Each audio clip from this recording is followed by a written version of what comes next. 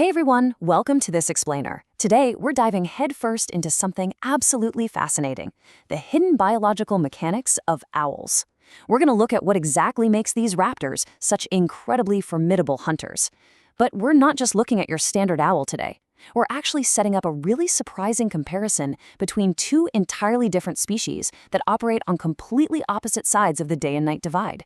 It's basically a tale of two unbelievable birds, and I promise you, it's going to completely change how you view the wildlife right outside your window. So let's just jump right into it. Okay, let's kick things off by busting one of the most common myths out there. You've probably heard that an owl can spin its head all the way around, right? Like a full 360 degrees? Well, actually, it's 270. 270 degrees is the actual maximum they can turn that head. So it's not quite a full circle, it's more like 3/4 of the way around. But still, imagine being able to look directly behind you without moving your shoulders. It's an absolutely incredible feat, and it's totally essential for their stealth. It lets them scan for a quick meal or watch out for predators without shuffling their bodies and making a sound. Now, you might be wondering, how on earth do they do that? The secret is actually right in their skeleton. An owl has 14 neck bones. To put that into perspective for a second, you and I, we only have 7. So this gives them a massive, double-jointed advantage for incredible flexibility. But wait, there's another piece to this puzzle. Think about it. If we turned our heads even half that far, we'd completely cut off the blood supply to our brains. But owls have these super specialized circulatory adaptations that just keep the blood flowing freely to their heads, literally no matter how far they twist their necks. Section 1. Masters of the Night. All right, we're going to examine the quintessential traits that make owls the ultimate stealthy nighttime predators. But to truly get owl behavior, we need to clarify exactly when they're out hunting. We always call owls nocturnal, right? But actually, many of them are what we call crepuscular. That means they're most active right at twilight, so dawn and dusk. And we can break this down even further. Maternal animals are most active in that dim pre-dawn light, while vespertine animals, they really thrive right at dusk. And some owls are even bimodal, meaning they hunt during both of these twilight periods to take full advantage of the changing light when their prey is most vulnerable. And their unique anatomy brilliantly illustrates how they pull off these twilight hunts. Owls are, for all intents and purposes, unseen hunters. First off, the leading edge of an owl's wing is lined with these specialized fringed feathers. They literally alter the airflow, which allows the owl to fly within inches of its prey in near total silence. It's like natural stealth technology. Second, most species have asymmetrical ears. That means one ear opening is actually positioned higher on the skull than the other one. This gives them this incredibly refined three-dimensional hearing. They can pinpoint a tiny mouse rustling under a blanket of snow. Add in vision that is up to 7 times clearer than ours, and you've got an apex predator perfectly built for the dark. Section 2. The Great Horned Owl. To really see these nighttime adaptations in action, let's look at the classic, absolute baseline for owl behavior, the Great Horned Owl. This is a massive bird with a wingspan stretching up to 57 inches, and they have a seriously fierce reputation. I mean, they're the only birds known to regularly hunt and eat skunks. But to give this species a bit of personality, I want to introduce you to a very specific nesting pair that got famous on the Owl Research Institute's live cams. Meet Mr. Hooty and Wonky. Viewers actually watched this pair raise their chicks in a tree nest near Charlotte, Montana. During the day, Mr. Hooty would roost, which basically just means perch and sleep, down in the thick brush below the nest, while Wonky stayed up top tending to the chicks. It's just a really great reminder that these fierce hunters are also incredibly dedicated parents with highly structured family lives. So a really crucial point here is how these pairs communicate across their territories. If we compare male and female vocalizations, we see some super fascinating biological differences. Birds have this vocal organ called a syrinx, and female great horned owls actually have a smaller syrinx than the males do, which makes their voices noticeably higher in pitch. When a pair duets to defend their turf, they use these very distinct patterns. The male typically gives a 5-hoot sequence, while the female usually fires back with 7 hoots. And get this, every single male has a unique vocal fingerprint that scientists can actually map out on a spectrogram. How cool is that? Okay, time to bust another myth. How in the world does a great horned owl swallow a large rat completely whole without choking? Well, it all comes down to having completely separate digestion and breathing pathways. When an owl swallows, the food goes down the esophagus, which is incredibly expandable. Meanwhile, their breathing tube, the trachea, is a totally separate small opening located right behind the tongue, and it's protected by something called the glottis. The glottis reflexively snaps shut the exact moment food touches it, entirely sealing off the lungs.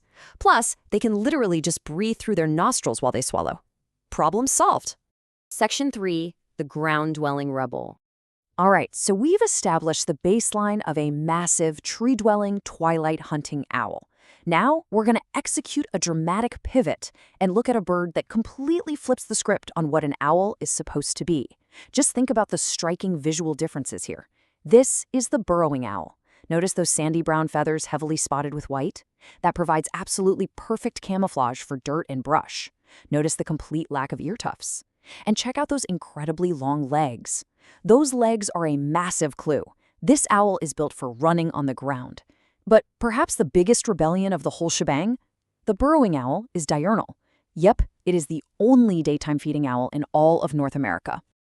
So where do these rebels actually live? Well, you definitely won't find them deep in dense forests. Looking at their distribution, burrowing owls are true grassland specialists. They absolutely need open areas with short vegetation and a lot of bare ground so they can easily spot approaching predators. You'll find their breeding in year-round ranges stretching all across the shortgrass prairies, the deserts, and the agricultural plains of western North America, spanning all the way from Canada right on down into Mexico and Florida. But what truly defines them is where they sleep. Now, while they can dig their own holes if they have to, burrowing owls much prefer a really charming ecological dynamic. They act as opportunistic roommates. They heavily rely on the abandoned burrows of colonial mammals like prairie dogs and ground squirrels.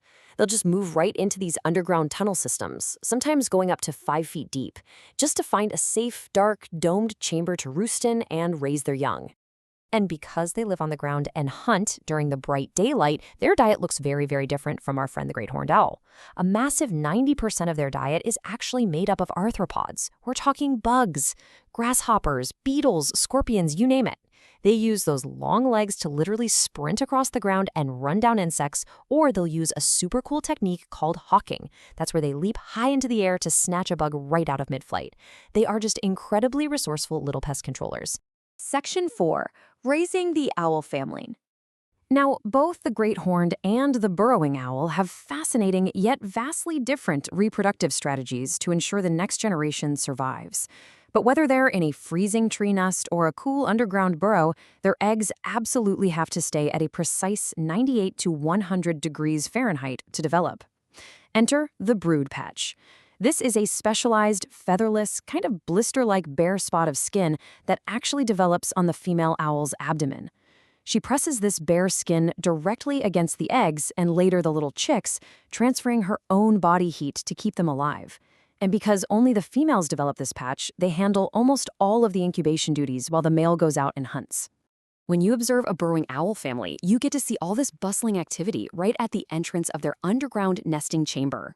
The female will usually stay deep down in the burrow, incubating a clutch of about 6 to 7 eggs, while the male stands guard up top outside. Once those chicks are about 2 to 3 weeks old, they start eagerly peeking their little heads out of the dirt mound, just waiting for their parents to deliver a fresh catch of grasshoppers or maybe even a small mouse if they're lucky. But I have to share a super surprising and honestly kind of hilarious fact about their underground nurseries. Burrowing owls are famous for practicing a very unique form of interior decorating. Get this, they will actually collect horse, cow, or dog dung, shred it all up, and line the floor and the tunnel of their nest with it. Biologists think this serves a few really brilliant purposes. First, it provides insulation. Second, it camouflages their scent from predators like coyotes. And best of all, it attracts dung beetles and other insects right to the nest.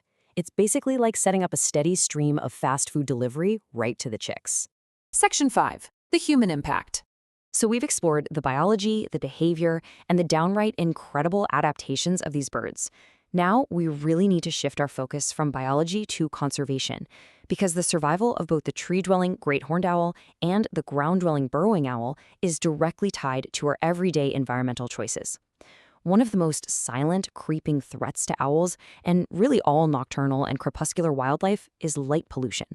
When we compare a natural night sky to artificial sky glow, the disruption is incredibly obvious. Remember how perfectly adapted owls are for the dark? Well, when we blast the night sky with unshielded, high-powered artificial lighting, we completely ruin that delicate balance. Sky glow confuses migrating birds, it messes with the insect populations that burrowing owls rely on, and it severely impacts the hunting efficiency of crepuscular predators across the board. But the good news here is that there are highly practical, actionable steps that you can take in your own community to help them out. First up, keep domestic cats indoors. They are a major predator of owls. Second, because prairie dog populations have declined so much, installing artificial PVC pipe burrows actually provides crucial homes for burrowing owls. Third, you can combat light pollution right at home by using soft, downward-facing outdoor lights. And finally, please avoid harmful pesticides. Remember, owls are basically free pest control, eating all those rodents and grasshoppers for us. Which brings us to the end of our explainer today, and I really want to leave you with a provocative thought. We've seen how absolutely perfectly these creatures are adapted to their environments. From having 14 neck bones to living in dung-lined burrows, it's amazing. But their habitats are incredibly fragile. So I have to ask you, what will you do to protect the unseen world right outside your window? Whether it's just turning off a porch light before bed or advocating for open grasslands in your community, the power really is in your hands. Thanks so much for learning with me today, and keep looking closely at the natural world around you.